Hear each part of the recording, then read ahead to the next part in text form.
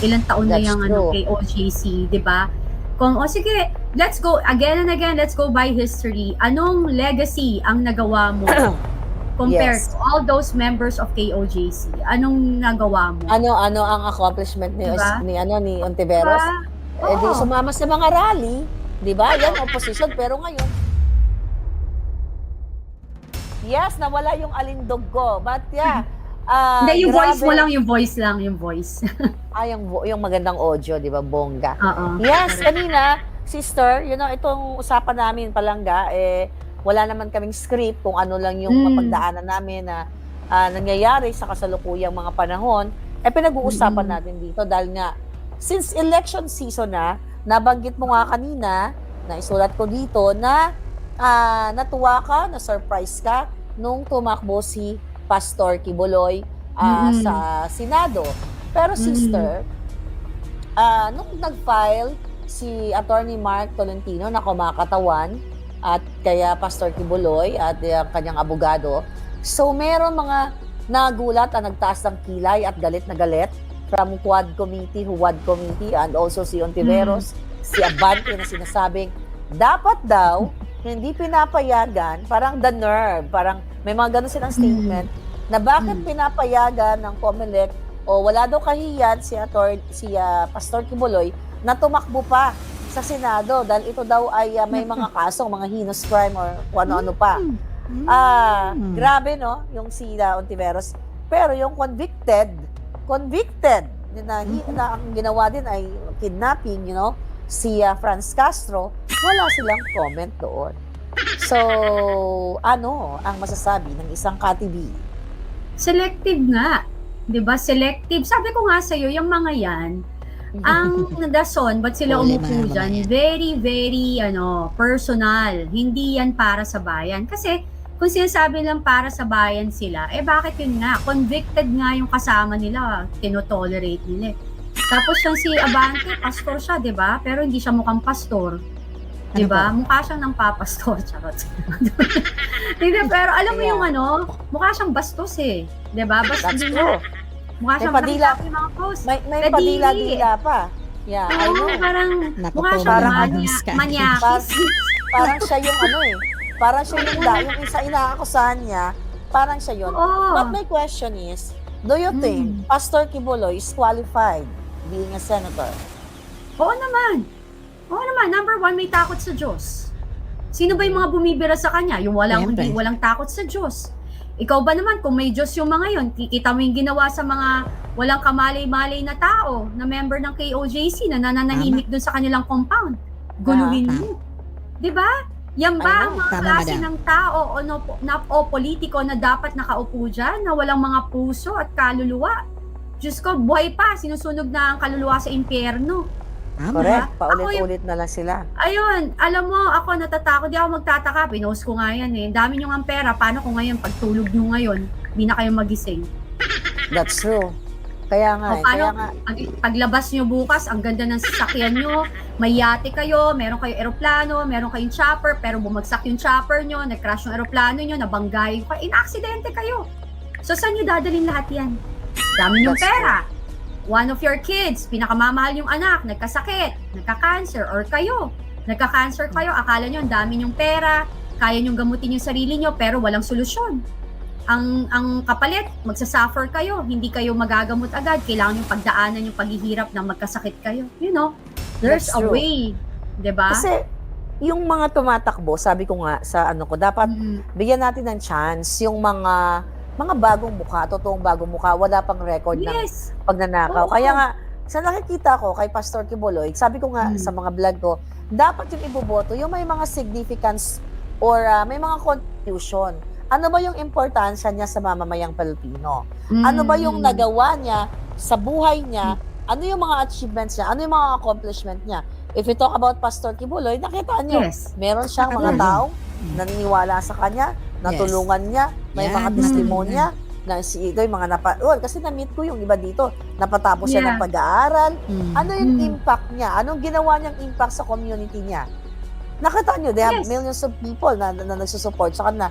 Compare dito sa mga nagbabatikos sa kanya na sinasabi na wala siya dapat karapatan katulad nila Ontiveros.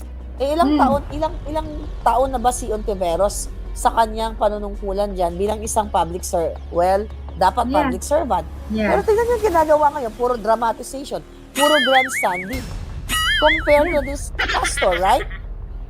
Right. Totoo, sis. Right, kasi, alam mo, anong nagawa ba nila? Ano na nabigay nila sa community nila? Ano bang Wala, napatunayan nila? Si Pastor, tingnan mo naman, may Kingdom of Jesus. May mga pinapatira dun sa kanyang community, may mga pinag-aaral, may mga tinutulungan, yung mga makasalanan na gusto magbalik loob sa Panginoon, inaayos niya, tinutulungan niya. So anong mali? 'Di ba? Parang kayo, anong ginawa nyo? Compare sa kanya. Ang yabang nyo. Ikaw, Ontiveros, ano nga? Sige nga, compare mo nga kung anong ginawa mo. Oh, ano nga, Franz Castro, ano nga? Diba, ikaw, sino yan? Yung manyakis na, mga manyakis na Congress. Mukha lang. Mukha ba? Mukha lang. Hindi, mukha. Oo, Mukha. pero kasi daw, yung demeanor niya, padila-dila. Hindi gawain ng ano yun. Pastor ba yun? Hindi gawain ng pastor yun. Sis, mukhang, sorry ha, parang kasi kita naman sa nakahubad, dumidila. Saan yung pinadala? May pinadalan siya niyan. May pinadalan nga siya. Dapat yan ang imbestigahan sa Senado. Baka mamaya, meron na siyang in-exploit na bata. Di ba? Hindi natin alam. Kasi dapat yung mga nagtatrabaho dyan. Lagot ka I don't know kung kumabante. naalala mo yung sino ba yun, nagdila-dila din si Jim Paredes. Jim Paredes, di ba? May lumabas din na, sorry sis, I don't know. Baka, sorry for my word, nahuli na naglolo. Sorry. So anyway, nahuli, hindi natin alam. Saan ba pinadala ni Abante yung dila niya, yung nakahubad siya? Kasi walang matinong tao na magpipicture at ipopost sa social media. I'm not sure kung pinost niya ba sa kanyang Instagram yon or may nakakuha. Let's say, for example, kung pinost niya yon, mali pa rin yon. Let's say, may kumuha, may nag-spread, mali pa rin yon. So, ibig sabihin, may nakaalam na gumagawa siya umaakto siya ng mga bagay na nakakadiri, di ba? Saan niya sinunod yun? Sa boylet ba? Sa girllet ba? So, kadiri yung atong mahal. At saka kasi, may nakita akong photos yun, nakahiga pa siya, tapos nag-selfie siya, nakaganon. Diba, parang, oh my God! saan mo yung dinadala? Parang, di ba, parang, jowa mo ba? Asawa mo ba? Oo. Di ba? Hindi ko alam kung sinong jowa niya. Actually, wala akong alam sa person. Hindi pa natin na-investigahan yan. Pero sabi nga natin, ayun, may mga nagka-comment sa mga palangga. Basahin natin yung mga comment.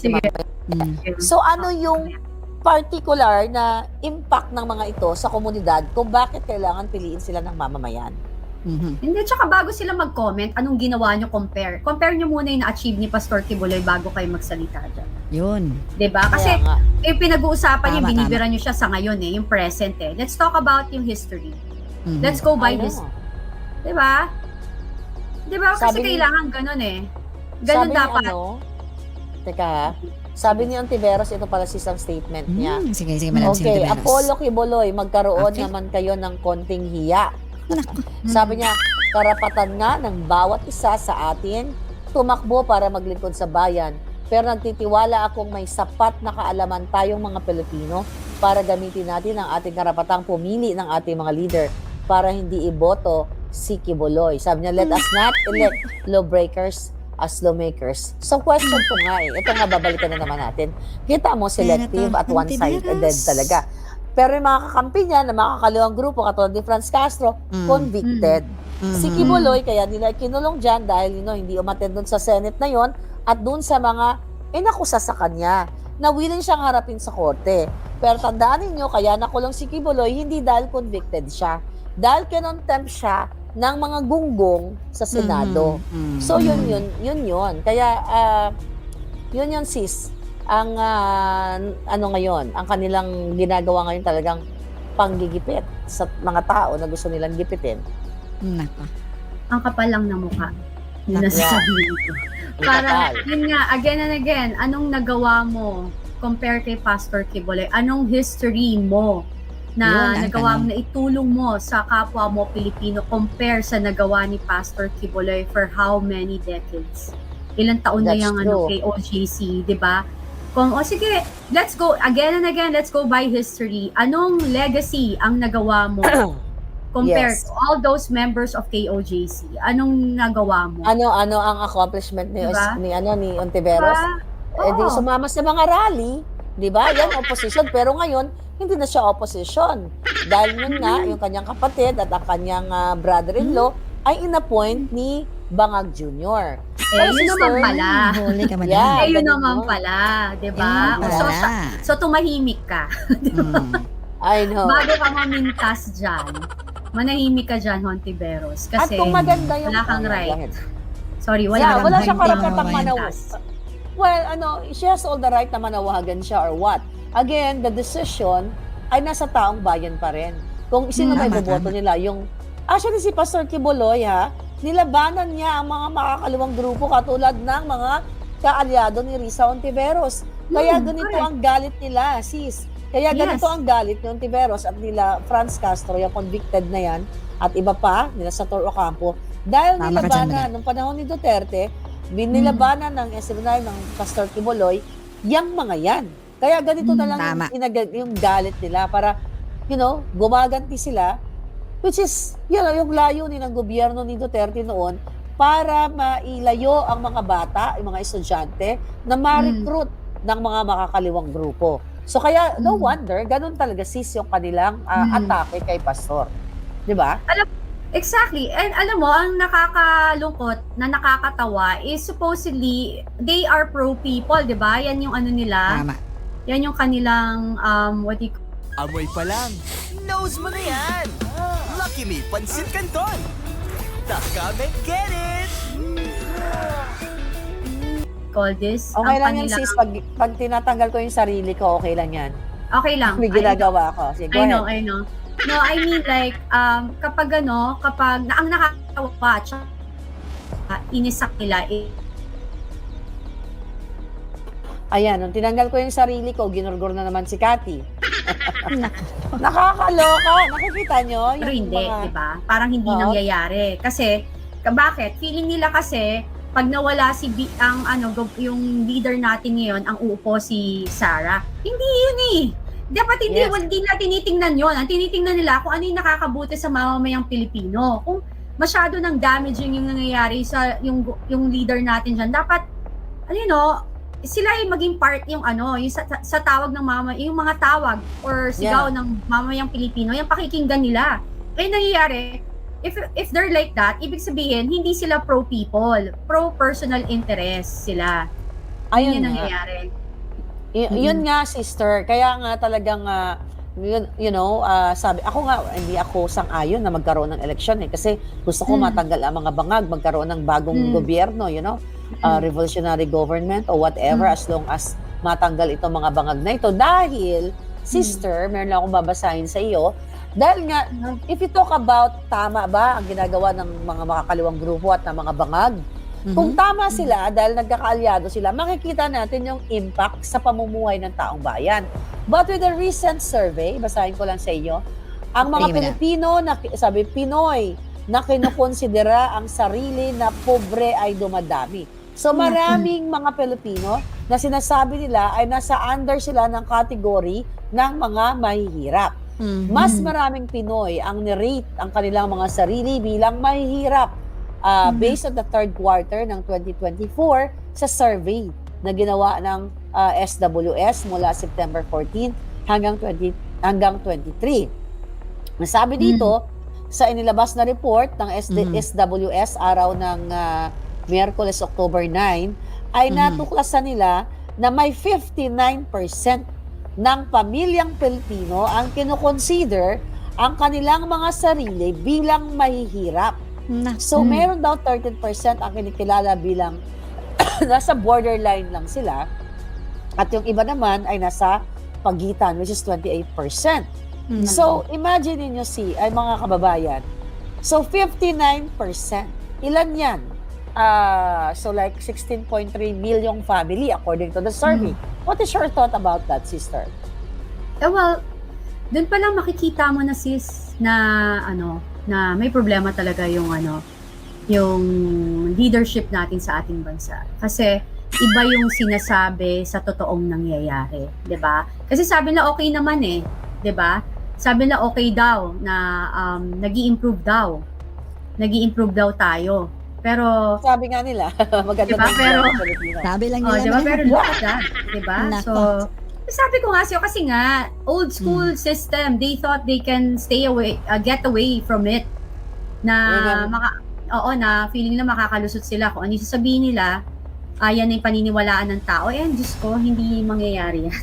Sabi nga ni Scene the 58 Fool, understatement pa nga yung 59% poorest of the poor. I couldn't agree more. Tama ka palangga. Kaya nga, di ba? Kaya nga sis, nung nagbigay ng statement yung dati mong kaibigan, dati mong client, na si Manny Pacquiao, na number 1 na tayo sa ekonomiya, talagang tumambling ako ng bonggang-bongga. Number 1. And now here's the survey. Sabi nga ni Palangga, ni Scene, understatement pa yan. 59%. Maybe we can invite Manny Pacquiao, kung paano niya maipapaliwanag, kung paano tayo naging number 1 in the world in terms of economy. Ay, nako. Grabe. Manny, ano ba? Ano nangyari sa'yo? Grabe naman, di ba? Naging born again Christian ka. And you pray for it, whatever you say before you came up, bago ka lumabas sa TV. Alam ko naman na pro people ka, para sa may hirap ka, pero ano nangyayari? Parang, ano ba? What's happening ba dito? Di ba? Parang, nung nakilala kita, iba yung pagkakakilala ko sa'yo. So, hopefully, hindi ka nagbago. Yeah, grabe. Nako. Sis, ano mo nakakalungkot? Kasi yung mga nangyayari ngayon sa Pilipinas, katulad niyan, yung mga politiko, katulad ni Manny na, he's been in the Congress and Senate. Pero ganun pa rin ang takbo ng buhay ng mga Pilipino. Tulad nitong mga balita ngayon, estudyanteng delivery rider, tinadtad ng mga ganun, di ba? Yung crime tumataas. Naman mo, ayon dito sa mga current news, talagang ayon dito Nakakalungkot yan, madam. babaril ang isang college student na pauwi sa kanyang bahay mula sa kanyang part-time na trabaho bilang delivery rider. So imagine mo sis, nagsusumikap itong ating mga kababayan katulad nito. Bigla na lang ginugurgur ng ganun-ganun na lang. Ito yung nangyari sa Pasig. Nakakalungkot kasi bilang isang ikaw ba naging what do you call it? Working student ka rin ba nung ikaw ay kabataan?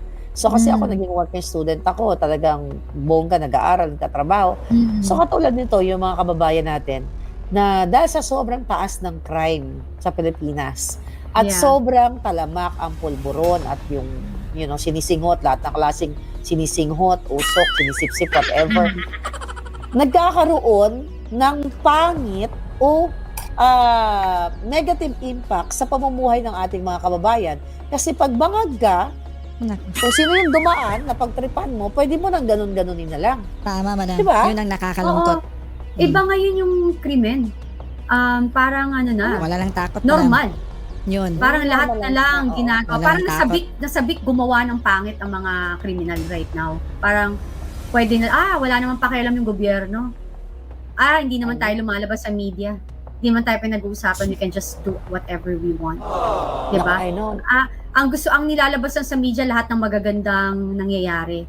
Lahat, Di ba? no. Sis, yung utak addict nga yan. Pag ganyan. Lahat, Bawal, di ba? sis, lahat ng magandang fabricated.